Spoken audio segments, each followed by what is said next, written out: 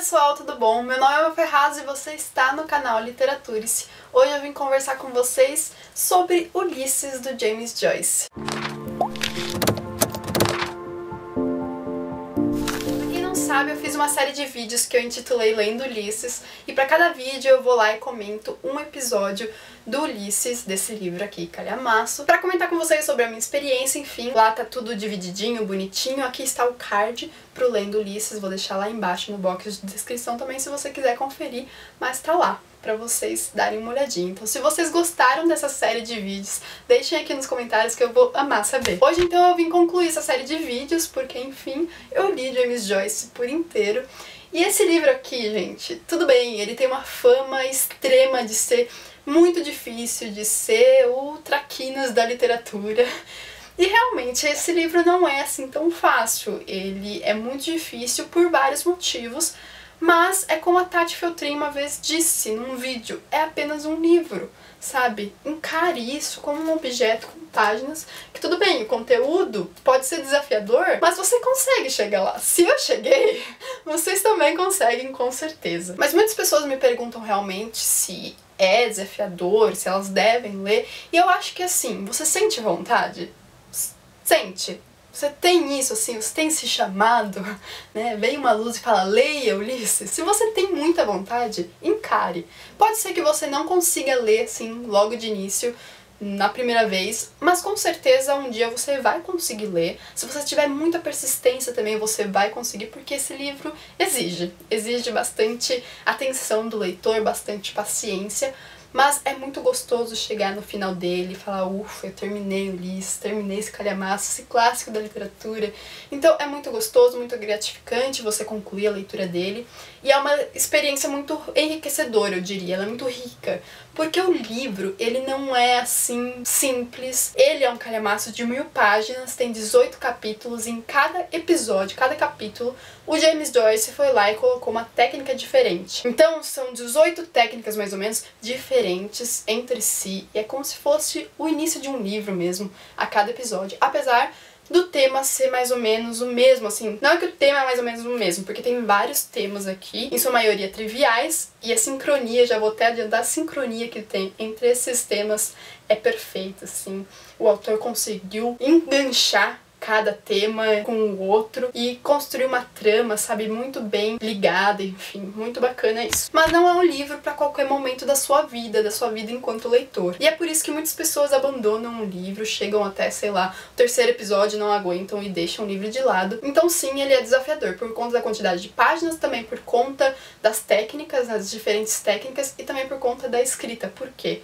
O James Joyce, ele utilizou bastante do monólogo interior e também do fluxo de consciência.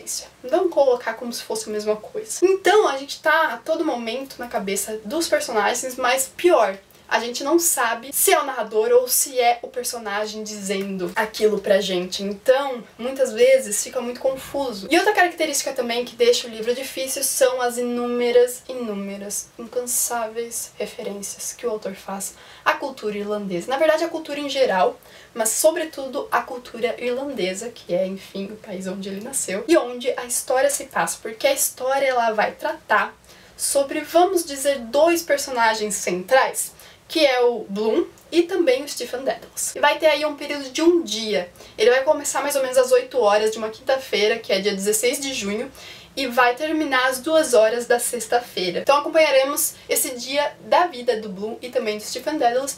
E a gente percebe que no começo os dois não se encontram, não se conhecem, até no final a vida deles se cruzar. É muito difícil fazer um resumão desse livro, porque muita coisa acontece aqui, muita coisa do cotidiano, muita coisa banal e trivial, como eu disse pra vocês antes. Então fica difícil, fica mesmo muito difícil resumir e falar, ó, é disso que a história se trata. Porque afinal são 1000 páginas também, né? Mas é mais ou menos a gente seguindo o dia, né, o cotidiano do Bloom, que é aí um publicitário, vamos dizer, ele é como se fosse o intermediário entre as plataformas que divulgam e quem quer divulgar, e também a vida do Stephen Dedalus, que é um poeta, é um intelectual, é um professor. Pra quem me acompanhou sabe que eu não gosto muito de Stephen Dedalus porque eu acho ele um pouco pedante, muito maçante a parte, né, que a gente acompanha aí os pensamentos dele, mas eu adoro, eu acho fantástica a construção do Bloom. Ele é, assim, um humano realmente. Ele tem muitas qualidades, muitos defeitos, e apesar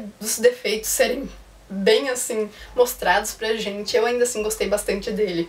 Então aqui ele prova que eu posso gostar sim de um personagem que é aí canalha, sedutor e que assedia a sua empregada doméstica. Uma outra coisa importante a ser dita sobre Ulisses é que ele é como se fosse sim uma paródia da Odisseia do Homero, né?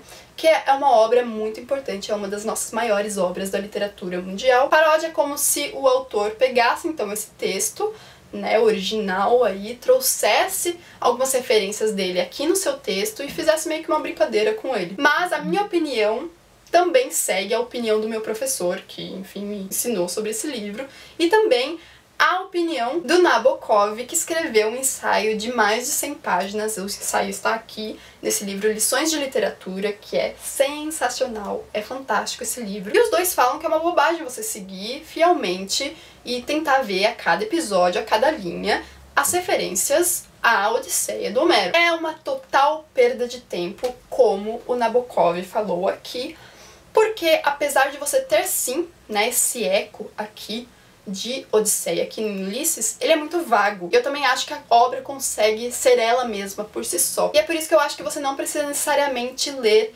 Odisseia antes de ler Ulisses. Muitas pessoas me perguntaram isso, então não, eu acho que não.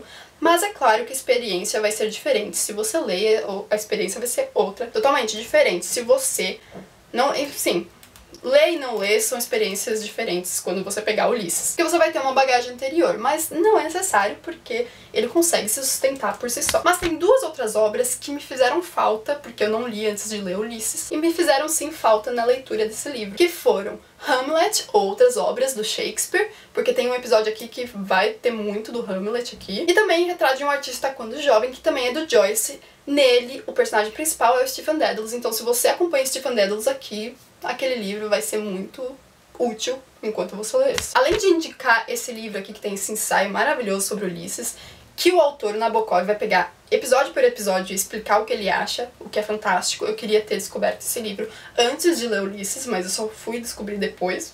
Eu vou indicar então mais o livro que o professor passou pra gente, que é do Gifford.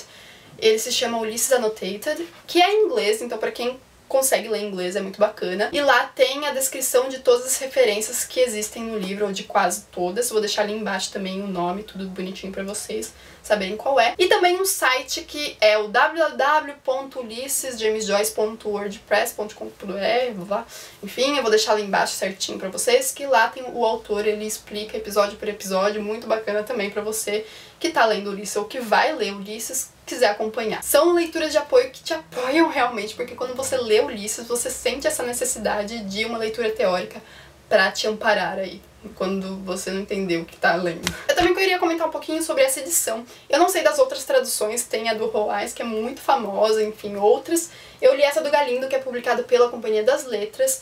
A única coisa que eu não gosto dessa edição é a capa, porque ela é bem molinha, tá vendo? Ela se desgastou bastante, porque, enfim, são 1000 páginas, você vai ler por muito tempo esse livro, mas eu gostei bastante dela. Aqui a divisão entre os episódios são feitas por traços, e muitas pessoas se perderam nisso, no começo eu também me perdi. Alguém comentou pedindo pra eu falar qual era a página de cada episódio começava. Eu tentei voltar pra responder a pessoa e eu não achei o comentário, então eu vou deixar aqui no box de descrição certinha qual é a página que começa cada episódio, tá bom? E por fim, dizer que essa experiência foi maravilhosa mesmo, não só como estudante de literatura, mas também enquanto leitora. Foi muito enriquecedora essa experiência e eu recomendo sim. Eu acho que você não deve se intimidar assim, eu acho que você deve ver direitinho qual é a época exata pra você ler esse livro. Se você sente muita vontade, vá atrás, porque, sabe, essa obra tá aí pra ser lida, então se não for hoje, se não for mês que vem, pode ser daqui 5 anos, né? Quem sabe? Então se dedique a essa obra porque ela merece, apesar do autor ser bem diferentão, assim, né? Porque ele quis fazer umas coisas bem diferentes nele, e ele era megalomaníaco. Eu sou dessa opinião, tá? Eu acho esse autor super exagerado, não gostaria de conhecer ele. Tô cometendo uma gafe falando isso aqui pra vocês, mas eu acho ele muito exagerado, eu acho ele muito assim, tipo, amigo, calma, vai com calma. Mas quem sou eu pra falar isso sobre James Joyce, se ele é tão reconhecido mundialmente, se, enfim, ele é o cara, né?